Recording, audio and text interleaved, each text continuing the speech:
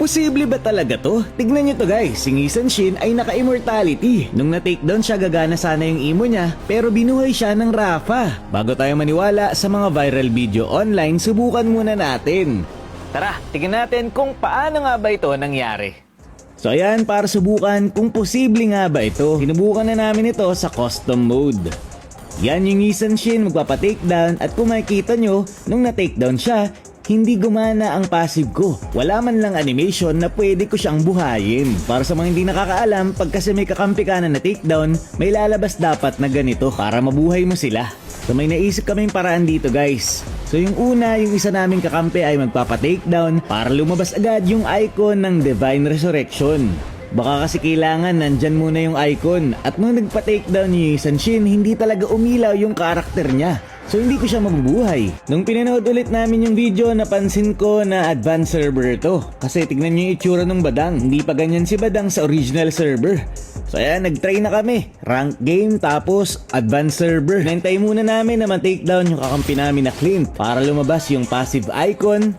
Tapos yung Thanos naman dito yung nagpa-takedown habang may immortality, pero wala, hindi talaga umilaw yung kanyang icon. Ibig sabihin, hindi ko pwedeng gamitin ang passive ko.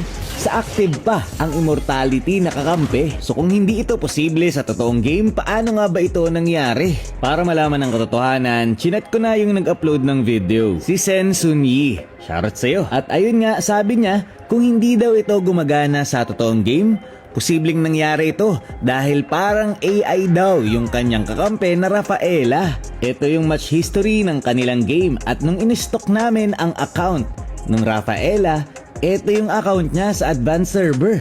Kung makikita nyo, 0 matches. So imposible na totoong tao siya. Pag chinek nyo rin yung kanyang history, battlefield statistics, favorite, naka-hide lahat.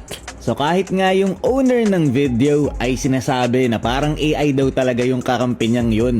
At sa game na yun, dalawa lang daw ata sila ni Hanabi na tao. So ganun talaga guys, lalo na kapag low rank ka sa advanced server, may mga time na may makakakampi kang AI. Tapos yung mga AI na yun, may mga kaya silang gawin na hindi kayang gawin ng normal na tao. Meron pa nga 'di ba level 1 nag-ultimate. So ang dami nagsasabi na Kuya Fuego, wag mo sana ito ipa-fix. Wag daw isumbong sa akin, wag daw ako itag. Bro, hindi nga to gumagana in the first place. Maigi pa yung nag-upload ng video, makakatanggap sa akin ng diamonds para magamit niya pang recharge ng collector ni Nissan Shin. So i-follow nyo guys, etong si Sen Sun Yi.